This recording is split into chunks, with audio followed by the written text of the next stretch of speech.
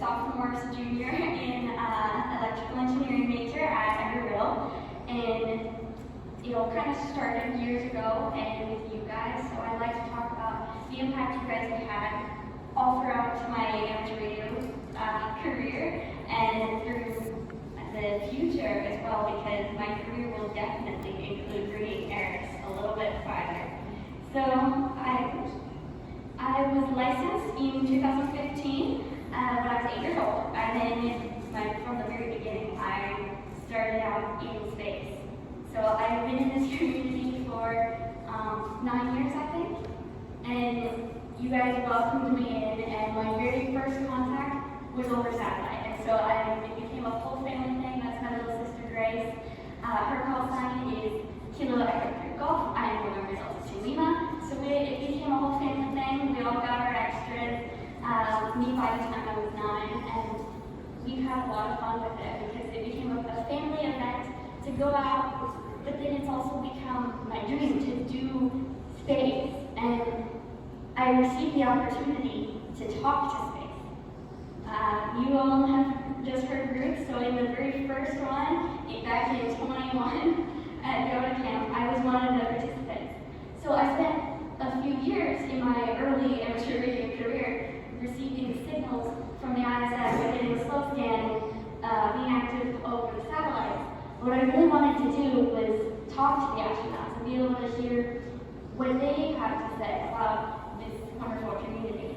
And I got the opportunity to talk to them. It was so much fun to be able to hear firsthand. And at that point, that's around the time where I started to think about, what do I want to do with myself? You know? And I decided I want to go to space. I want to be that astronaut who's up there and talking to the kids down on Earth and inspiring them to do all these amazing things. So that is my goal, and that's what I've been working towards, is bringing amateur radio back up in the ISS and beyond, which I'll talk about later. Or right now, actually. I have been trying to get into the space program, and to do that, I'm taking several different routes and programs all at once. I was invited to attend the Mars Desert Research Station in 2022. I was the first high school crew. We were an international crew, and we were able to perform research at the Mars Desert Research Station. So this station is a facility, as you can see, it's out in the middle of the desert in Utah.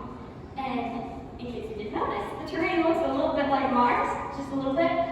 And the area there stimulates the surface of Mars. You go there and you live in the habitats, and you perform your research as if you're in a pressurized habitat, living on Mars, doing your research.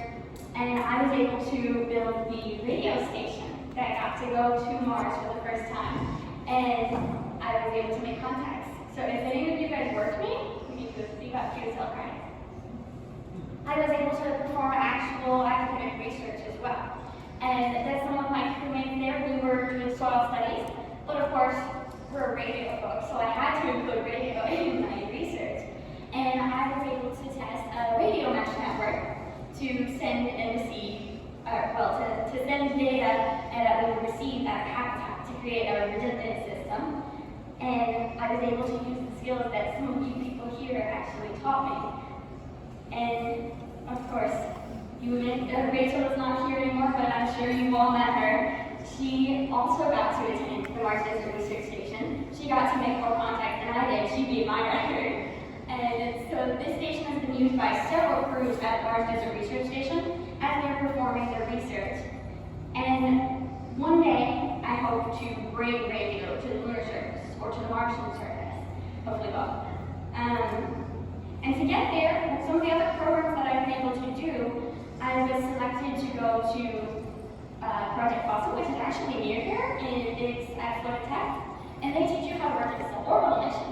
So that's a simulation that we did where you are in a pressurized intermolecular suit, and you train how to work in it, how to do mobility tests, and we were able to train ourselves. What is it like in this environment? Because that's a very different place. We want to go up to space and bring radio, and how are you going to get there? How are you going to operate it while you're in your suit? And it was a really interesting experience, especially because I got to do all kinds of fun stuff. I got to do some of the initial training that astronauts do, such as high-G and zero-G flights, and it was a lot of fun. And I was able to utilize radio skills in all of this, because they said I was the best communicator using the radio system that they spent a long time teaching us. I knew how to do it because of this. And so the title of my presentation earlier was ARISS, Past, Present, and Future, because that's what I've done in the past. Currently, as the president, I am now a middle student. In case any of you guys don't know where that is, it's right in Daytona Beach. We are a huge aviation and aerospace school, and I am the new president of the Amateur Radio Club on campus. We have an ARISS contact coming out, and I am loving research and loving this school, and it's a wonderful community of nerds, just like you people. I mean that in the absolute best way, because this is my place to be currently, and this is going to get me where I want to go. And you guys helped get me here. Scholarship, I wouldn't be able to attend this if it weren't for all of you guys and the knowledge that you poured into me. And so, for the future, I have to touch on this obviously. For the future, these are the future generation. These are the kids in my radio club at the end of last semester. We're a bit goofy, but we are trying to organize an ARISS contact coming up this April. So look out for us, and we will be working with a bunch of middle schoolers.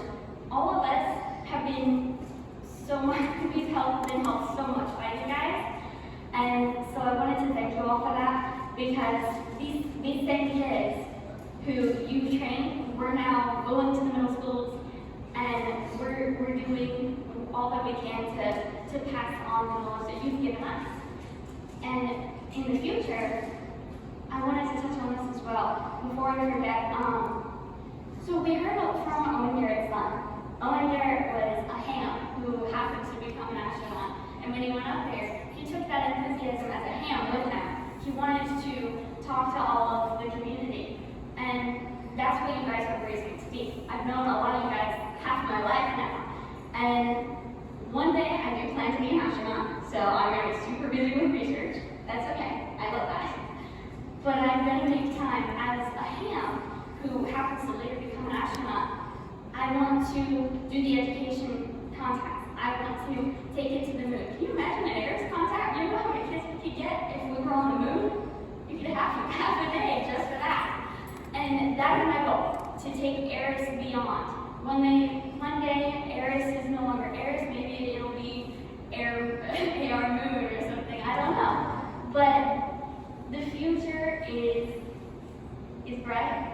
I want to be a part of it. I want to continue this on, even long after the ISS is decommissioned. I want to take it further, because that's what you all taught me to do.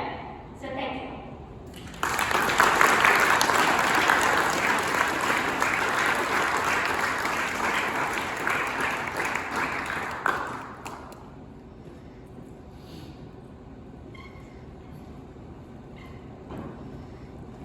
Thank you, Hope, and thank you, Ruth, for 2 inspiring talks. We really appreciate that. And so, let me just, we have, and I know I want to get you on your stand.